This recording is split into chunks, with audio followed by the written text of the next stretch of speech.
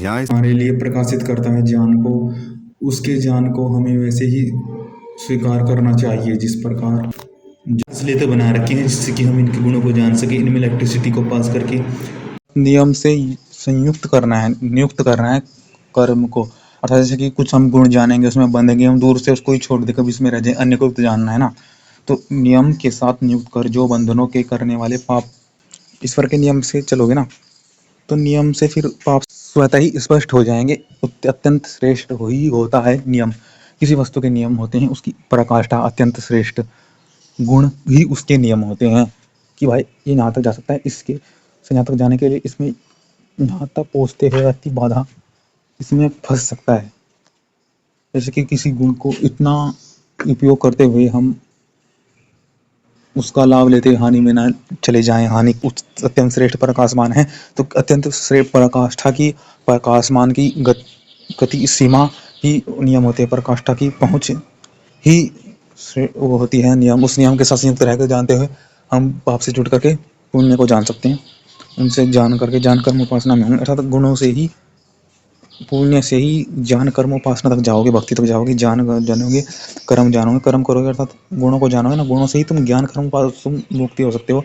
नियम से ही मुक्त हो सकते हो। नियम से कैसे मुक्त होगे? श्रेष्ठता जात होगे गुणों की उपयोग करना व्यवहार में, उससे फिर व्यक्तियों के पुण्य बनेंगे, पुण्य बनेंगे, ज्ञान कर्म उपासना होगी, निष्काम होंगी, वो गुणों से होगा। इसके उत्तम श्रेष्ठ कर्म निष्कामता की क्या है कि क्यों निष्काम रहना चाहिए, क्योंकि हानि ना हो इसलिए नियम से, क्योंकि निष्काम भाव अत्यंत श्रेष्ठ व्यक्ति को ही, गुण ही अत्यंत श्रेष्ठ गुण जानने वाला व्यक्ति ही निष्काम की ओर जा सकता है। तो देखो उसमें स्पष्ट कह रखा है, परमेश्वर ने जिस गुण वाले जो जो पदार्थ बनाए हैं उन उन पदार्थों को यथावत जानकर इनको कर्म कर्म ज्ञान उपासना में नियुक्त करे। और जैसे परमात्मा न्याय अर्थात न्यायुक्त कर्म करता है, परमात्मा का सिद्ध करे, वह हम लोगों को भी वैसे ही गुण वाले कामों में संयुक्त करे, हमें भी ऐसा ही करे कि हम इनसे दूर रह सकें। आप हमारे बंधनों को बार बार छुड़ाए। पिता पुत्र का संबंध है, जो सब जो सुख साधन है ईश्वर के द्वारा हमें प्राप्त होते हैं, ईश्वर के बनाए हुए ईश्वर के हैं, सब हमारे इत्यादि कुछ नहीं है। तो क्योंकि देखो अगर हम उसको ईश्वर की भांति इसको अपना समझेंगे, जैसे कहते हैं कि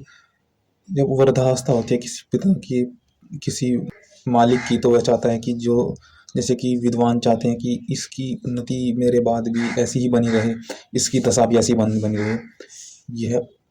लड़का नया भी इसको ऐसे ही, इसके लिए ऐसे ही इम्पोर्टेंट हो, इसके लिए महत्वपूर्ण हो, उसको समय देता हो, उन्नति करता हो, तो ये समान रूप से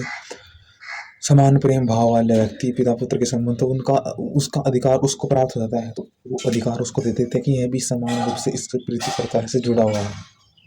इसका हित चाहता है। तो यही कि जो सबके एक दूसरे से सबका सबका इसमें भाग है, ईश्वर का है, और ईश्वर के बंदे भी अब एक दूसरे को देते हैं कि भाव है कि मैं तेरा खाया हूँ,